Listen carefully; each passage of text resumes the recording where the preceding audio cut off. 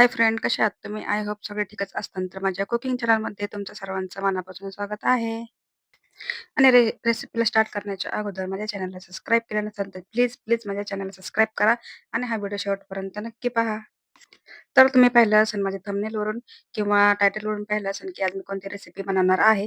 तर सगळ्यात आधी स्टार्टिंग केलेली आहे मी. कढईमध्ये थोडंसं तेल तापवून घेतलेलं आहे आणि गोल असा कांदा चिरून घेतलेला आहे आणि तो कांदा मी पूर्ण असा गोल्डन कलर होईपर्यंत तळून घेतलेला आहे.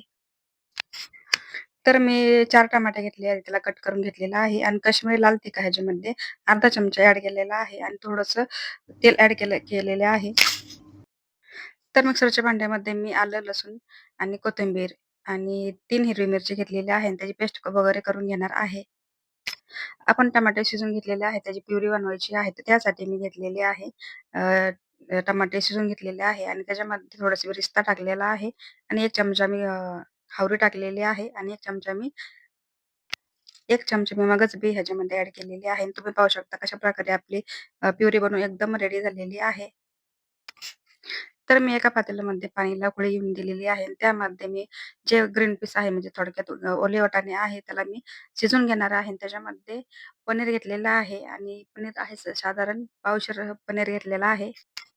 तर आपल्याला पनीर म्हणजे काय का उकळून घ्यायचं आहे कारण जे सॉफ्ट आहे आणखीन त्याच्यापेक्षा सॉफ्ट राहा म्हणून थोडेसे ग्रीन पीस आणि म्हणजे वाटाणे आणि आपले पनीर जे आहे थोडीशी उकळी येऊन देणार आहे आणि ह्याचं पाणी पूर्ण साईडला काढून घेणार आहे. चला तर मग आपली जे वाटाणे आणि पनीर आहे ते शिजून झालेलं आहे. कढईमध्ये 2 तमालपत्र टाकलेले आहे आणि तुम्ही मगाशी पाहिलंच असेल आलं, लसूण, कोथिंबीर आणि हिरवी मिरची जी वाटून घेतलं तर होतं पेस्ट. तर मी ह्याच्यामध्ये 1च चमचा ॲड केलेला आहे आणि तो आपला पूर्ण तेल सुटेपर्यंत म्हणजे ऑलरेडी तेल आहे ह्याच्यामध्ये, पण तरी पण चांगलं तेलामध्ये लाल होईपर्यंत आपल्याला पूर्ण तळून घ्यायचं आहे.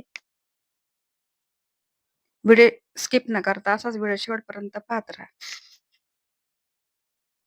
तर आपला जे आधीचा मसाला होता तो पूर्ण तळून झालेला आहे आणि नंतर मी टोमॅटो प्युरी करून घेतली होती. ते पण ह्याच्यामध्ये तेलामध्ये चांगली तळून घेणार आहे, जोपर्यंत आपल्या मसाल्याला तेल सुटत नाही तोपर्यंत.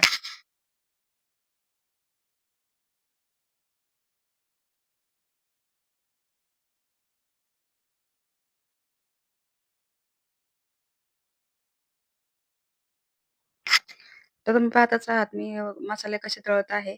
आता अजून आपल्या त्या मसाल्याला तेल सुटलेलं नाही. अजून 2 मिनिटं तळून घ्यायचं आहे. तुम्ही पाहिलं आहे, की मी पूर्ण तेल सुटेपर्यंत मसाला तळून घेतलेला आहे.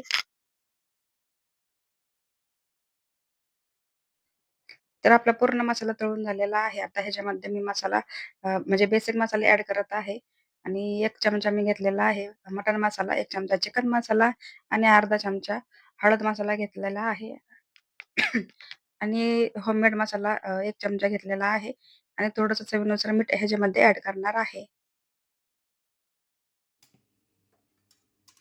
तर तुम्ही पाहिलंच असेल, की आपला मसाला त्याचा कलर बघा तुम्ही किती सुंदर आलेला आहे आणि जसा कलर आहे तसाच सुगंध पण येतोय.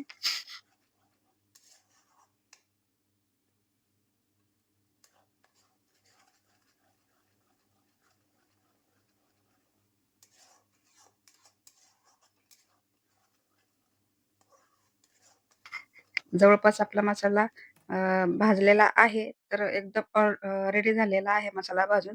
तर ह्याच्यामध्ये मी आता मसाला आणि मटार जे बॉईल करून घेतले होते ते ह्याच्यामध्ये ॲड केलेले आहे आणि आपल्याला मसाल्यामध्ये पूर्ण हे पण तळून घ्यायचे आहे. कारण जे मसाला आहे आपल्या पनीरमध्ये पूर्ण मिक्स झाला पाहिजे.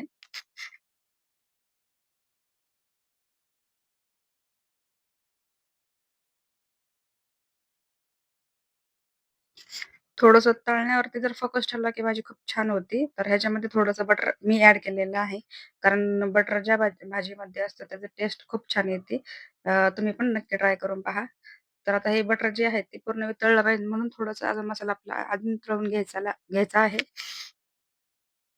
मसाला तळून घेतलेला आहे. तर मी ह्याच्यामध्ये एकदम नॉर्मली तुम्ही पाहू शकता अ, एकदम नॉर्मली थोडंसं पाणी ॲड केलेलं आहे. ते पण जे मसाला शिल्लक राहिला होता मिक्सरच्या भांड्यामध्ये तेच पाणी मी ॲड केलेलं आहे. बाकी पाणी ह्याच्यामध्ये ॲड केलेलं नाहीये.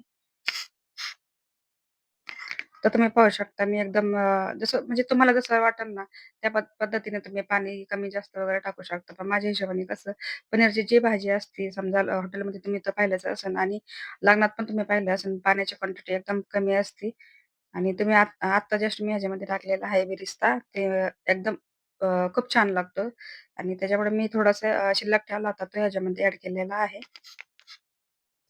तर मी 2 मिनिटं असंच झाकून ठेवलं होतं, की एकदम असं मसाला तळून एकदाच त्याचं जे तेल आहे ते एकदम सुटलं पाहिजे.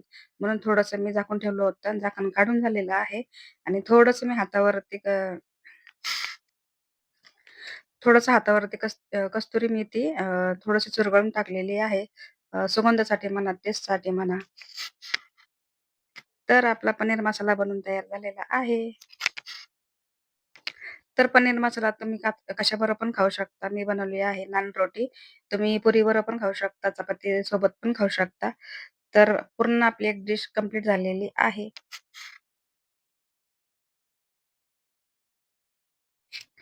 तर मी थोडंसं ह्याच्यामध्ये पनीर पण किसून टाकलेलं आहे. कारण का मला थोडंसं डिशमध्ये एकदम कलरफुल असं पाहिजे होतं म्हणून मी थोडंसं पनीर किसून टाकलेलं आहे.